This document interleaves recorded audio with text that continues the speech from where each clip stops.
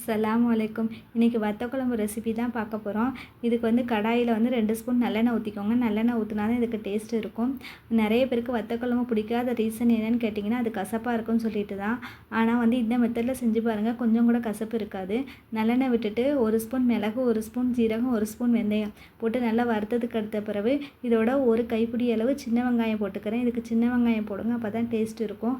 இதில் வந்து 10 வெங்காயம் தனியாக குழம்புல போடுறதுக்கு எடுத்து வச்சுருக்கேன். அதேமாரி பூண்டுலையும் வந்து ஒரு 20 பூண்டு போட்டுட்டு ஒரு 5-6 பூண்டு வந்து முழுசாக போட்டதுக்கு எடுத்து வச்சுருக்கேன். பிள்ளைங்க வந்து பூண்டு வந்து முழு பூண்டாக சாப்பிட மாட்டாங்க, அதனால் வந்து வெங்காயத்தோடு போட்டு வறுத்து எடுத்துக்கிறேன். இது கூட வந்து ஒரு மீடியம் சைஸு தக்காளி போட்டுக்கோங்க. அதுக்கப்புறம் வந்து காஞ்ச சுண்டைக்காய் ஒரு 5-6 போட்டுக்கோங்க. எல்லாம் வந்து நல்லா வறுத்து எடுத்துட்டு இது கூட வந்து முழு மல்லி உங்ககிட்ட இருந்துச்சுன்னா அது போட்டுக்கோங்க. என்கிட்ட முழு மல்லி இல்லை, அதனால் மல்லித்தூள் வந்து ஒரு 3 ஸ்பூன் வந்து போட்டுக்கிறேன்.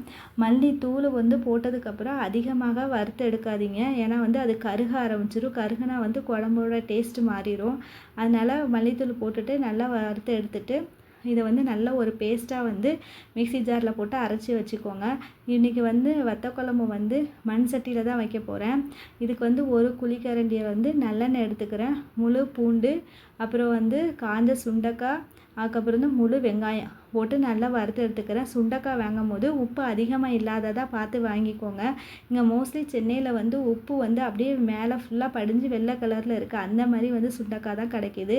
நான் எப்போதுமே ஊரில் இருந்து வாங்கிட்டு வந்துடுவேன். இந்த மாதிரி சுண்டைக்காய் வந்து நீங்கள் உப்பு அதிகமாக உள்ளது வாங்கினீங்கன்னா குழம்போட டேஸ்ட்டே மாறிடும். அதனால் கவனமாக வந்து உப்பு இல்லாததாக பார்த்து அந்த சுண்டைக்காய் வத்தல் வாங்கி போட்டுக்கோங்க. இதில் 1/2 ஸ்பூன் வந்து மஞ்சத்தூள், 1 ஸ்பூன் வந்து மிளகாத்தூள் போட்டிருக்கேன். மிளகாத்தூள் உங்களோட காரத்துக்கு தக்கன போட்டுக்கோங்க. அரைச்ச பேஸ்ட்டு போட்டுக்கோங்க. புளி தண்ணி வந்து கரைச்சி ஊற்றிக்கோங்க. புளி கரைச்சி அந்த தண்ணியை ஊற்றிக்கோங்க.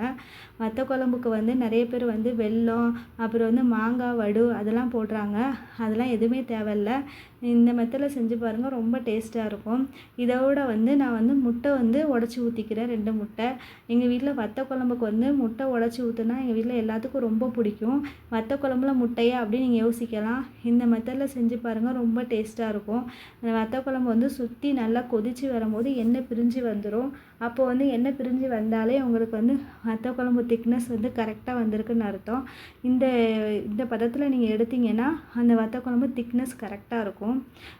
வத்த குழம்புல வந்து முட்டைங்கும் போது யோசிக்காதீங்க, இந்த மெத்தடில் செஞ்சு பாருங்கள், ரொம்ப நல்லாயிருக்கும். வத்த குழம்புக்கு எப்போதுமே காம்பினேஷன் வந்து வெண்டைக்காய் பொரியல், அப்பளம், முருங்கைக்கீரை வந்து முருங்கைக்கீரை பொரியல். இது வந்து ரொம்ப ரொம்ப நல்லாயிருக்கும். இந்த மெத்தடில் செஞ்சு பாருங்கள்.